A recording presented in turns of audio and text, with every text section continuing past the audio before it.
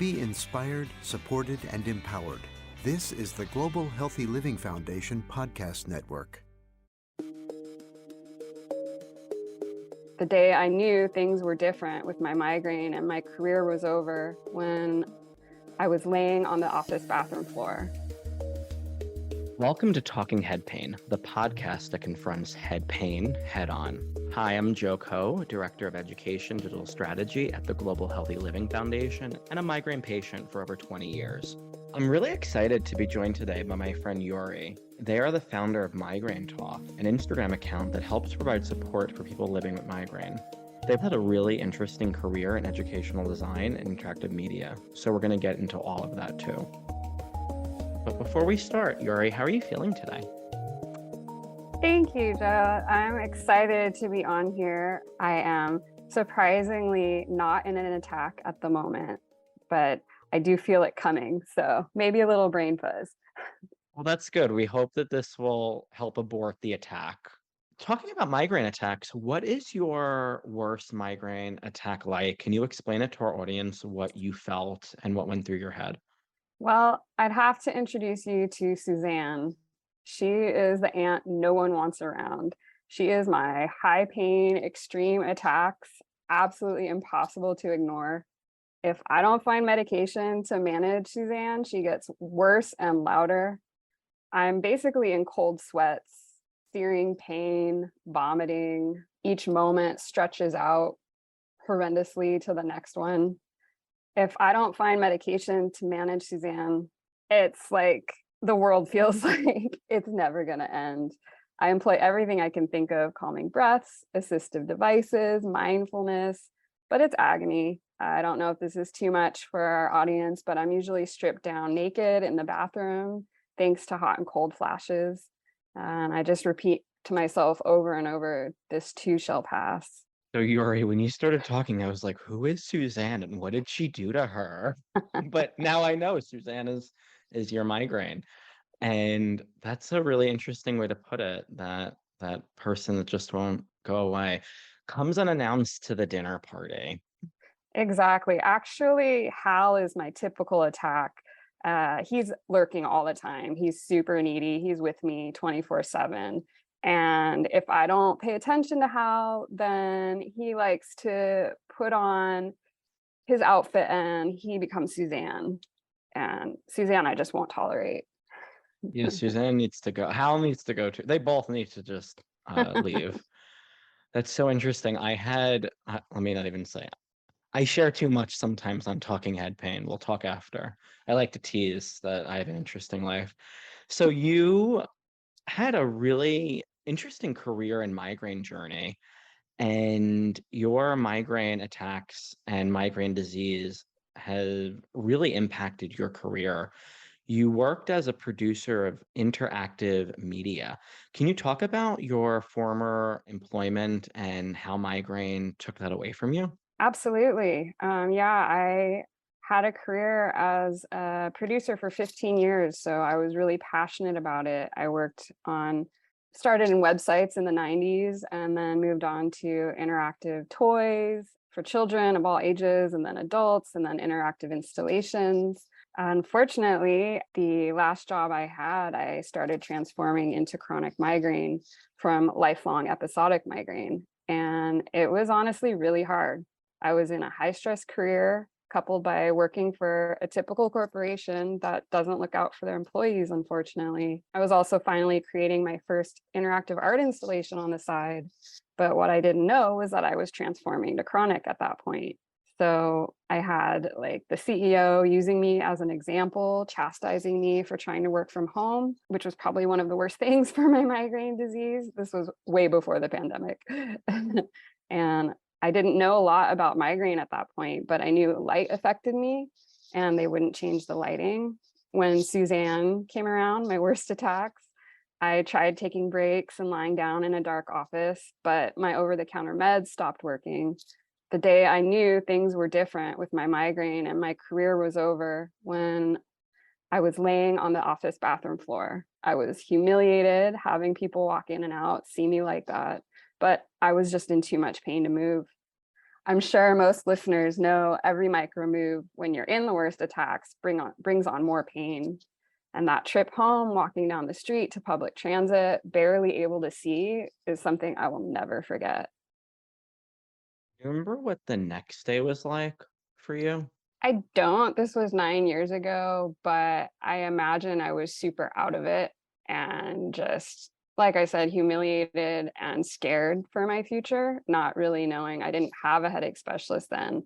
I didn't know what was happening or how it was going to get better. And from that attack until you had to stop working, what was the time frame? It was probably a couple months, I would say. It stretched out a little bit, but HR was pretty quick to be like, you know what, you should go on family medical leave, which was like a year, I believe, a year of medical leave, and really get this checked out. And I was losing it, for lack of a better word, at that point too. I mean, I was just so stressed and unsure of what was happening in my body that I was like, okay, let's do that. How long did it take you to find a neurologist or a headache specialist that was able to begin to help you? That was another journey. I knew enough to go to a doctor right away. I knew right away when over-the-counter medication wasn't working anymore, but I went through several doctors before I was referred to a neurologist. That neurologist should have retired. Um, and it took me, I think, another year before I got a headache specialist. So all up, probably a year and a half, including like a lot of proactive doctor's appointments and trying treatments throughout that time. So, Yuri, do you think that if you had quicker access to providers that understood migraine disease better, you might still be working today? I wonder about that a lot, especially now, 9 years out. I really look back at that time when I transformed and knowing how stress affects potential transformation and not having like abortive options, prescription abortive options specifically for migraine. I think having the knowledge, yeah, I think absolutely having the knowledge of a doctor who could really speak to me and give me the treatments that might have helped. Yeah, I think there is a chance that it wouldn't have gotten as bad as it has. Well, I think that's important for our audience to hear because I think a lot of people, and I was episodic for a very long time, and I didn't think about this either, that if you're not treating your episodic attacks correctly or as aggressively as you might be able to, it could lead, research indicates, to a chronification of migraine, which has a greater disease burden and all the things that you're discussing, Yuri. So hopefully someone can get advice from your story now that we have newer treatments and we have a little bit more awareness to not settle. I hope so too. I think it's a huge point. I'm so glad you brought it up. So we started to talk about your current life and what that looks like. You're currently on disability. What has that been like, navigating disability in this day and age as a relatively young person? I'd love to say it was easy, no problem, it's the best, but it couldn't be further from that, unfortunately. I thought not having to work would help me heal, but the reality of disability income is that I never know when my income is going to be taken away. And this takes away from a basic sense of safety. Migraine is not on Social Security disabilities list of disabling conditions, which is wild and must change. I had to stand in front of a federal judge twice. It took 5 years to get SSDI, and I have heard of people getting it right away, but I think it is because of my quote unquote young age when I became chronic. Maybe it was the state I live in. I don't know, but no one should have to go through this. We agree. Did you do it on your own or with help from attorneys or other folks? So I did get an attorney to help. I like to complete paperwork. It's weird, but I like to fill in the boxes. I feel, I am educated. I did work professionally, but when I realized how long it was taking, I definitely employed help. I had to spend a year without any income, waiting to see if I would get approved. I ended up in really bad housing situations. I had to crash on people's floors at one point. And then another year, they stopped my income entirely. So I have had to pay for lawyers. And something I want to point out, sorry, I get passionate about this, but just want everyone to understand, like, they surveillance you. I've seen records of people sitting outside of my home. You lose any sense of privacy. My therapy notes are read by who knows how many people.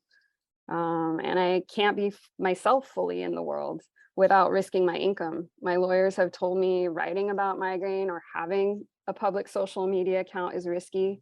Even being on this podcast could jeopardize my income. That's, oh, I knew it was bad. I didn't realize it was that bad. That's really intense. And all those things that you're talking about, from pre-disability to getting disability, it sounds like none of those things really help us feel better. Crashing on people's floors and couches and having housing insecurity and income insecurity. I would imagine we don't need research to tell us that that can contribute to migraine.